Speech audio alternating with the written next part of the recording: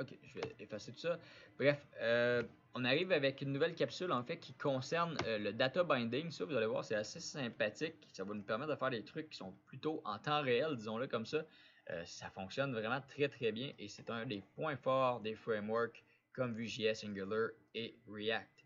Donc, comment est-ce qu'on va faire ça? On va simplement faire du two-way binding qu'on appelle.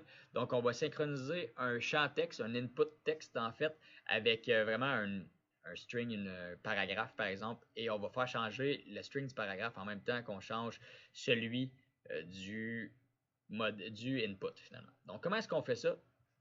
Pas hyper complexe, mais ça nous demande une nouvelle directive qui la directive s'appelle model, vModel.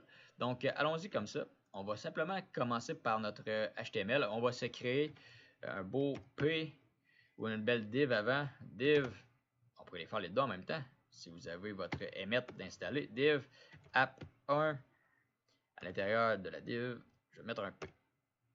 Et voilà. Et là, on va simplement se mettre un message, par exemple, et on va changer ce message-là. Donc, on a notre P, on a notre message. Je vais mettre un input en même temps. Donc, input, comme ça.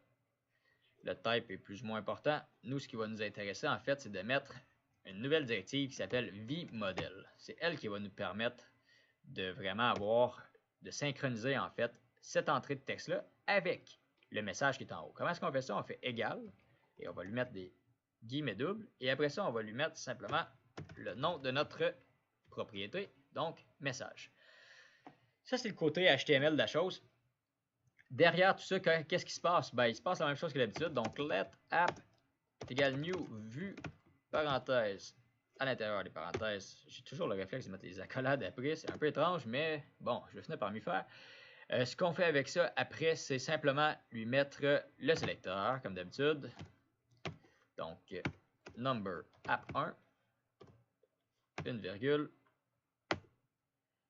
Et là, on va lui mettre notre message de base. C'est simplement pour ça que je fais ça et pour vous faire pratiquer. Data, parenthèse de base. Et là, on va lui mettre message égal à start, par exemple. Ou écrire ici, par exemple. Ce serait mieux. Écrire ici. Ce qu'il faut comprendre, c'est du two-way binding. Donc, ce que j'écris en haut, le texte en haut va se refléter aussi en même temps dans le input.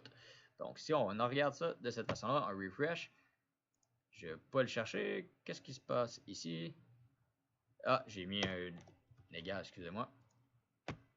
Et voilà, écrire ici, bien se refléter là. Parce que quand on dit two-way binding, évidemment, c'est à deux voies. Donc, on le voit si en haut se reflète ici, puis en bas se reflète là. C'est la même chose, ça va toujours être attaché. Binder, ça veut dire attaché.